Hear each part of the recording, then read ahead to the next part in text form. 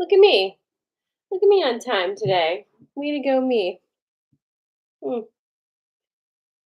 Good morning, Christine. Hi, Caress. Good morning, Raul. Hi, Julie. Good morning, Suzette. Hi, Janelle. Good morning, Michelle. My coffee's very good today. Hi, Ellie. Hello, Alex. Good morning. Good morning. Working here. I think so. Okay, we've got this deck. I need a few pieces of coffee inside of my body. My goodness.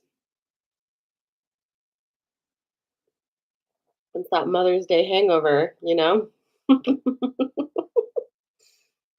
No.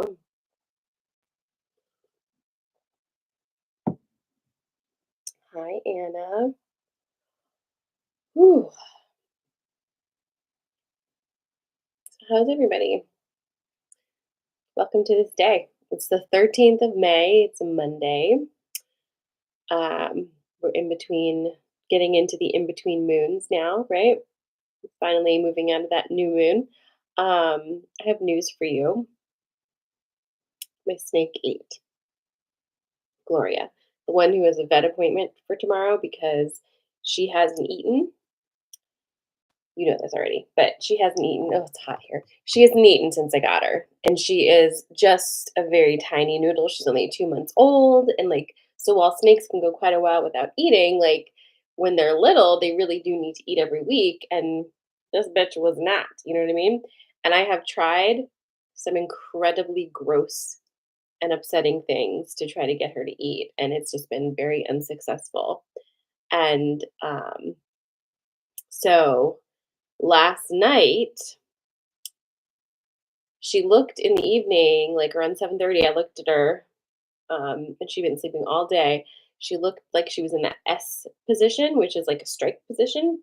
Like they get really tight, like in their neck area, and it looks like a little S. And I was like, "Oof, is she hungry? Is she gonna eat?" So I defrosted her little fucking mouse, and I offered it to her, and she just took it. Like she just grabbed it and wrapped around it like a real snake. And I was like, so then I just turned off the lights and I ran out of the room and I gave her like 10 minutes because I was hoping that she wouldn't drop it or like lose interest or not be, I don't know. I just didn't want to mess up the process. But then when I went back in, she had done it. The whole thing was in her body. So now we're 3 out of 3 because Alexander also ate. Gloria's eaten, and Jimmy, we don't have to worry about Jimmy. Like I said, Jimmy would eat a piece of cardboard if it was shaped like a mouse. So we don't have to worry about him. But now I can actually relax for a second, you think, maybe, because now I'm not worried that my snakes are hungry. Because that, as a Cancer rising, it is like my job to feed everybody. Do you know what I mean? Like, I can't help it. Like, if it annoys you for someone to say, "Are you hungry? Have you eaten?" then you probably shouldn't be my friend because I need to feed you. Like, you have to eat. I have to make you have water. And even though I won't have water, but you do, you need to have it, which is important. So, having living creatures in my house that I know are hungry and are not eating, um, has definitely been stressful. So, you know, I'm very happy about this. So that is what happened. Um, like I said, so I don't know if you know this, but I obviously don't want to feed my snakes alive mice or rats because I don't want to do that. But a lot of breeders just feed them live because it's easier and they can just drop them in, right? And so Alexander, who's in this big crate behind me, was he's almost 2.5 years old and he's only ever had live ones. So when I first met, he's the first snake. Did you know you were going to get this story today on Coffee Magic? Don't wait, we're going to get to the cards. We will, I promise. But anyway, when I first met him and fell in love with him, he's the first snake that I ever knew. the breeder was like, "We'll keep him for a minute and switch him over to frozen thawed." So then, because I was like, "I'm not feeding him an alive mouse. That ain't happening." So he's like, "No worries, we'll switch him over." Well, flash forward to 6.5 weeks later, that snake refused to take a frozen mouse or rat or whatever. Refused for 6 weeks. And finally, I'm like, I now have two other snakes. And so, like, just give me him and we'll figure it out because this is getting ridiculous. So, he has never eaten frozen thawed, never. But the other night, I'm like, it's time to give this snake something to eat. He hasn't come out of his enclosure at all. Like he's just been very like standoffish. He does not want to interact. So we're just giving him his space. So I didn't even see him really, but it was nighttime, so I figured he was like awake. But I put his little rat in there and I like took it and it was like, do do do, I'm a rat just scurrying around your cage, available to be eaten, and then I just put it somewhere that I've seen him before travel, just put him in a spot. And oh my God, that snake went whoop and just grabbed it. And I screamed. Megan came running in. She's like, "What happened?" And I was like, the snake ate the mouse. It was so this is my life now. Just absolutely delighted when a reptile eats a mouse or a rat. So anyway, that's that. It was quite a weekend. You know, Mother's Day is difficult, guys. And, the more that we get into this life, the more I really, I hate to yuck people's yum. I really hate to yuck people's yum. So I just really don't say anything. Cause it's like that thing. It's like if you don't have anything nice to say, don't say anything at all.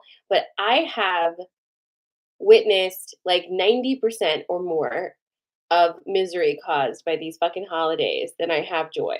And so I'm just kind of saying, like, I don't know, like, can we not do this? Because, like, Mother's Day, first of all, for actual mothers of smaller children who also have mothers, what a clusterfuck, right? Like, so much work, so stress.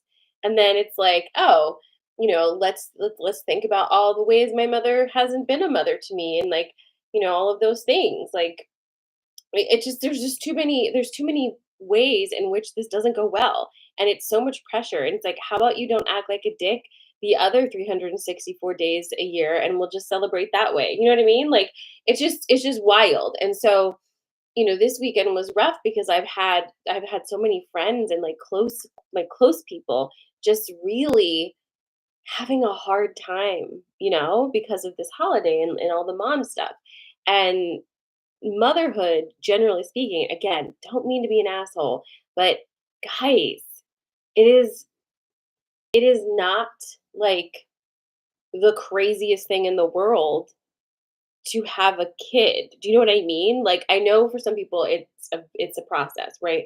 But it is a biological imperative to like have a child. Like snakes do it, puppies do it. Like being a mother has nothing to do with birthing a kid, right? Being a mother is what it is a way of being. It's a way of acting. It's a way of nurturing. And I think we really conflate the two and assume that we're going to get that nurturing from the person who pushed us out. And oftentimes that is not true. So then we just spend all this time really wishing we had had that nurturing and feeling unhappy, right?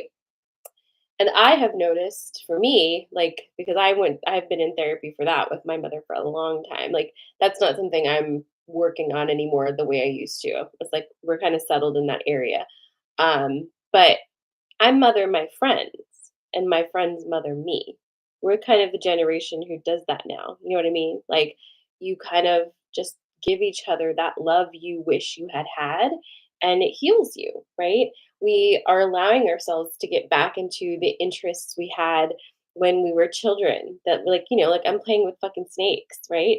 Playing with crystals and fairies and all the things that when we were little, like it was kind of like just like pounded out of us. We're recovering and healing that. And I think part of it is probably a good idea to just look at these stupid holidays and just stop, right? Like, do we really want to perpetuate this?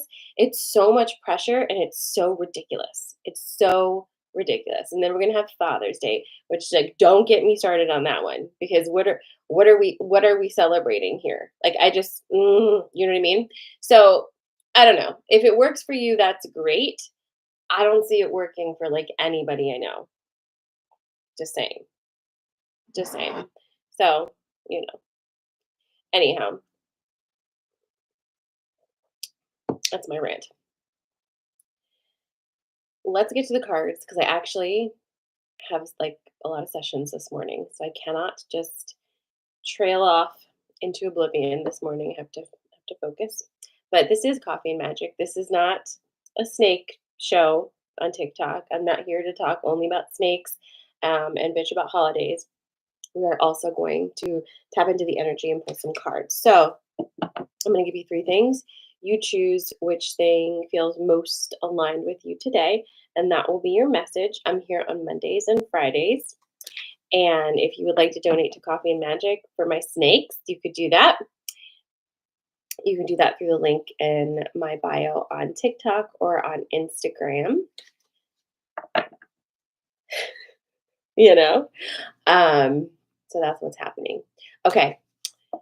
Your three things today, we're going to keep it really simple and complicated at the same time. We're going to do numbers, but they're not consecutive. The first number is 4. The second number is 0, and the third number is 8. 4, 0, or 8. 4, 0, or 8. I'm just going to write it here on YouTube because you know how I do.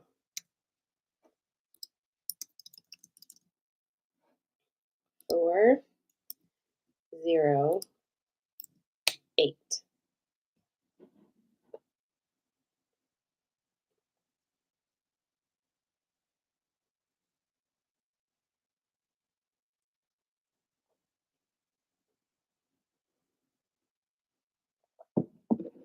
Okay, so I'm shuffling. You're deciding if you're feeling 4, 0, or 8. Drop it in the comments, and that'll be corresponding. It's your favorite holiday. Um, I'm shuffling from the Wisdom of Avalon Oracle deck by Colette Baron Reed. 4, 0, and 8.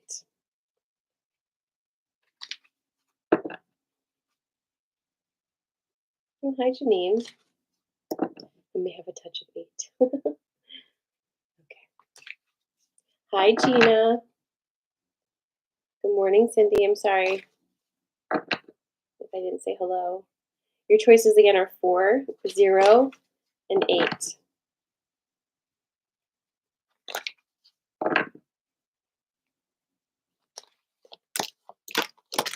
Oh!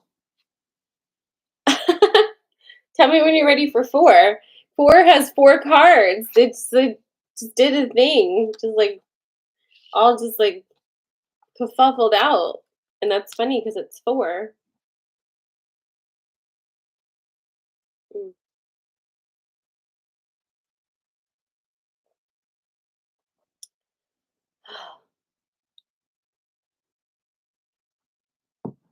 Okay.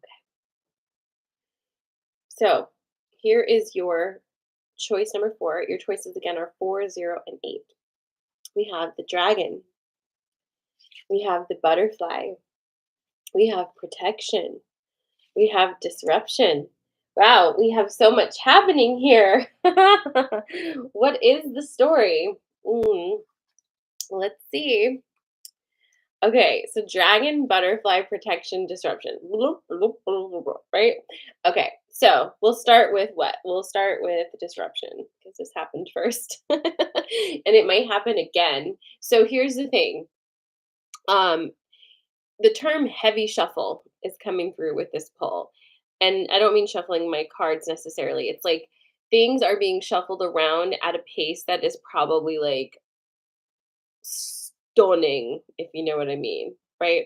Because it's been waiting for so long. So you're gonna have a don't lock your knees vibe right now. Remember those days? I think I used to say that a lot, right? Like don't lock your knees. This don't lock your knees because You might think you know, you may not know at this time because it too much has to happen in too short of a time, and it will. But you cannot direct it. You just have to stay out of its way. Does that make sense? Like, just, I know this is very difficult for you. It would be difficult for me as well if I chose this number, but I didn't. But it's kind of just like hands up, hands up. Like every time you start to feel like, oh, well, what if, just tell you, hands up, hands up, hands up. It is not time for you to touch. No touches, okay? Because it's already happening. So, for example, if something is happening right now and then like something else happens and messes it up a little bit or like delays it and you're like, "Oh my god, just shh, just stop," because it needs to do what it do and you don't know. So just sit down or hands up, whatever it is. Busy yourself with a small task, you know what I'm saying? Like, but just you just need to let it happen, okay? And then we have protection. These are your boundaries. This is actually something you could put your energy into right now while you're no touching, right? Because your no touchy policy also extends to energies that you don't need around, okay? As you're in a period of time where everything is moving around so much, the last thing you need is some other person's energy or people's energy that you know very well is going to fuck you up. You do not need that re entering the scene right now and adding yet another layer of what is going on here, right? So let your boundaries clear stuff for you. Let your boundaries keep the air as clear and breathable as possible so that this can happen. Like think of yourself almost like a bouncer and like whatever's going on in the club is all the vibes happening and like doing all the things and cooking and you are just trying to keep it good so that whatever's happening inside that club can happen without interruption. Okay? And then we have the butterfly and the dragon. So much in this four pole. Like this is a lot of stuff happening here. But this one is just like a reminder, honestly. Like you did it. You're very powerful and so pretty. Congratulations. So just hands up. I think we'll be done. Not done, but I think you'll be everything happening right now is like speed happening up until that full moon. You know what I mean? So like what we got another 12ish days until that. So a lot will be already settled by the time that full moon comes around. So just know that it's going to be one of those times where it's like, wow, how did I even do this past 2 weeks? And you just did it.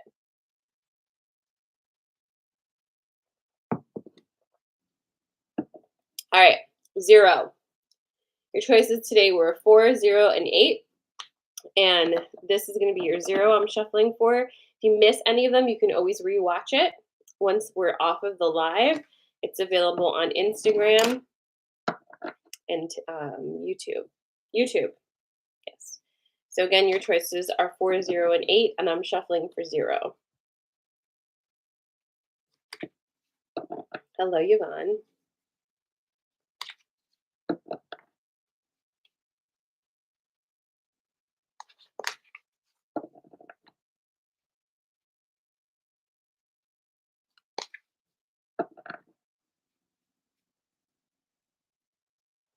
I need to open this door. Whew.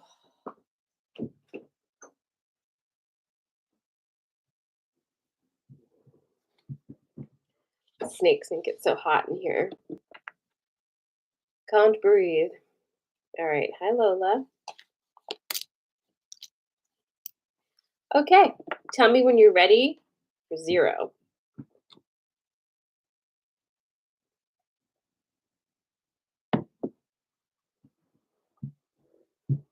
Good morning, Kate. All right. So, again, your choices today are 4, 0, and 8. I have 0 here. Birth and rebirth. Having had this one for a minute. Birth and rebirth. Communication. the horse. Oh, that feels so much better. Okay, so birth and rebirth, communication and the horse. This is your number 0. So, okay, for my 0 people, you're experiencing like one of those. I feel like some of you are at that point where you're like almost 40 or like in your early 40s, and it's kind of like that time period of your life where you're like you were supposed to have figured everything out by now, but it turns out you're just like having a total renaissance, right? Like you're realizing that this part of your life isn't the middle, it isn't the end. It's like the beginning of a new adventure. And it's a very like it's a very potent feeling all of a sudden where it may have started out with like, what's going on? Like I wish I had accomplished this by now. Why is this falling apart? Like, why don't I know this or that, whatever? It's like you've kind of moved through that cycle and you've realized that no, actually, this is the perfect time for me to actually consciously choose my next adventure. So, as you move into consciously choosing your next adventure, we're then moving into this space of learning how to communicate. Okay? Because communication is a very essential tool at this point. I know it sounds like really obvious, but is it? How much of your life have you spent not communicating your actual feelings to the people around you, right? How much time have you spent trying to communicate a feeling, failing miserably, right? How many times have you wanted somebody to show up for you in a specific way and you just couldn't explain to them how to do that, right? Or felt like you couldn't do that. You just couldn't say it, right? As you move into this next iteration of self, really prioritize being able to speak how it is you feel is so important. And be able to speak how you feel about others, right? How does somebody make you tell them? Does somebody make you feel really happy? Say that. Don't withhold those things anymore because they shape your relationships. And it's important. Okay. Because as you move into this next iteration of self, it's really going to be on a foundation of honesty and navigating based off of how you actually interact with the world. So if you are still interacting through heavy filters, that needs to be looked at, right? But I think you're kind of getting to that space where like you're really not, right? So that shifts everything. Then you have the horse, and sometimes the horse is all about asking for help and like delegating authority, that kind of thing. But today, the horse is really it's signifying that movement into this new way of being for you. So for my 0 people, I mean, 0 kind of is one of those numbers, right? It's like a reset.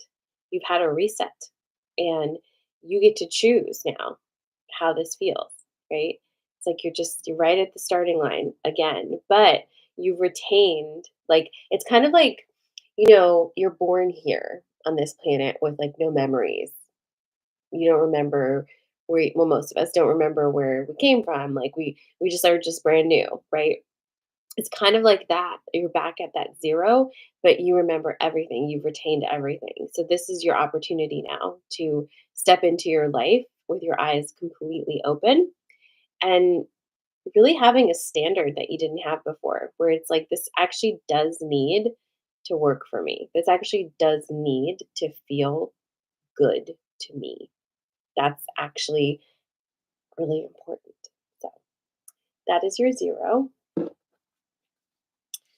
Don't hate that.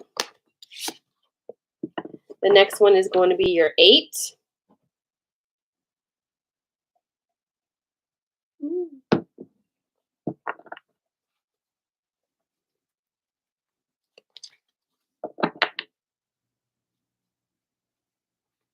You are welcome.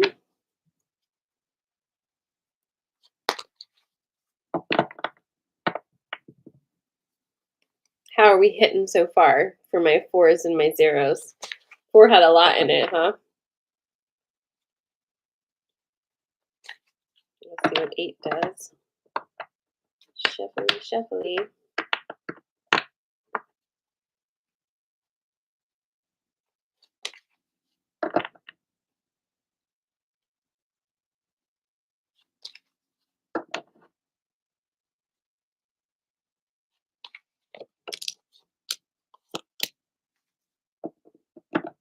Wow.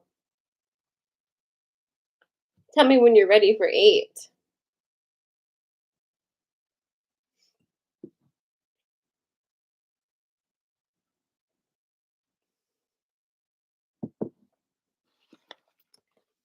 Hi, Alexa. All right, here we go. So this is eight. You have the eagle, the high priestess, and the novice. Like, whoa, right? Whoa. Imagine if you chose four and eight. Whoa, right? Imagine if you chose all three of them. Whoa. Okay. So, or just imagine you chose this one. Okay. So this is eight. We have the eagle, the high priestess, and the novice. Okay. So, isn't it interesting to have both the novice and the high priestess in the same spread? And I think it really goes back to zero, to the zero card, because it's like that. It's that feeling of having a reset, but with all of the knowledge that you've accumulated so far. The novice is connected, if you like to delve into tarot, the novice is connected to the fool, which is also the zero card. Um, and the fool, the novice, is all about starting out on a new journey. Okay. And it represents that kind of cultish energy, right? Where it's like, your muscle tone hasn't developed yet. You're not fully like in your body. You're very like, ooh, kind of awkward, and like, you run too fast or too slow, and like, your energy isn't able to fully incorporate itself into the body yet, right? It's unstable, it's curious, it's learning. A lot of times when we in the past have gotten the novice card, right, it's really symbolized that idea of thinking maybe we made a mistake because we're so used to being really good at everything we try immediately, right? And if we're not perfect at it immediately, if it doesn't seem like, ooh, very easy for us, we're like, well, then it must not be for me. This is a whole new way of interacting with the energy. So it will take a little bit of patience. However, the difference with this particular message than previous like novice messages is that even though this is, indeed like the beginning of a new way for you, you aren't actually a child in this. You're not a cult. You're not this awkward, adolescent being actually. You're a fully formed high priestess or priest, whatever. You're a fully formed magical being. You are deeply connected to all of the realms. You are an embodiment here on earth of so much energy and knowledge and importance. Okay. So even though you might feel a little awkward right now because you're trying something different, right? You're trying a different way of like actually living, it turns out. Just because that feels a little awkward, you might want to just know that from the outside observing you, it doesn't look awkward at all. It looks powerful as fuck. So you are presenting very powerful. You are presenting completely embodied. Okay. So just trust that and allow yourself to be a little awkward in the inside, but know that you don't look awkward. You look very confident, and you look like the kind of person who can not only lead people, right? But you can also comfort people on their journeys as well, just by being yourself, because they can look at what you've done and say, well, look, they're fine. They got this. Look how amazing it is. I can do it too. Like you will inspire confidence. So the novice feeling is inside, but it is not expressed on the outside. So you have that moment. That's okay. I think we all need to feel that vulnerability of ourselves of just like, yeah, like I don't really know yet, but I'm trying. I know it's a little awkward, but I'm trying. But you should just know you look amazing. You look super great. So keep going. Remember that you are very much connected. If you have a question, if you don't know the answer to something and you need help, all you have to do is ask for it. And I think we sometimes forget that, right? And I don't mean like pull cards necessarily. For you specifically, I mean, tap in to your ancestors, tap into whoever your guides are, connect with your animals. Like you have a team that is present and very excited to be working with you. But everything in that kind of a realm works on the basis of consent, right? Anything big, powerful, and worthy will always operate within the framework of consent because it sees you as a full autonomous consenting being and vice versa, right? So anything that pushes itself upon you and says you have to, like, just accept this, trust me, no. It will ask for your consent and you will ask. You know what I'm saying?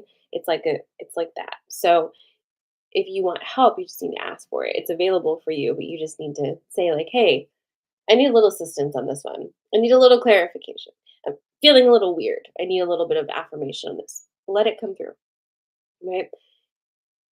These all of these polls today are very thumbs up vibes. They feel very much like whatever bullshit you've got yourself into is the right bullshit for you. And you just need to keep going and like be in that flow. Don't lock your knees, right? Don't backslide into old behaviors or toxic patterns or toxic people just because you're scared that you're doing something that you've not done before. Your soul probably done it a million times, so at least you can trust that, right? This body form just hasn't done it so far, but you will. And we'll meet again this time next year and just kind of laugh together at how wild this all turned out and how well it turned out, I think. So, way to go, everybody. Thanks for joining me for Coffee and Magic. I love you. I will be back on Friday for more Coffee Magic at 10 a.m. as opposed to 9. And again, if you would like to donate to Coffee Magic, the links are in my bio on Instagram and TikTok. Um, Normalized Magic family. I will see you Wednesday at 7:30 p.m. And again, if you're interested in learning more about joining the Normalized Magic family, send me a DM. We'll be enrolling for the next round in about 2 weeks. So, love you. Mwah. Goodbye, my friends. Good job, everybody.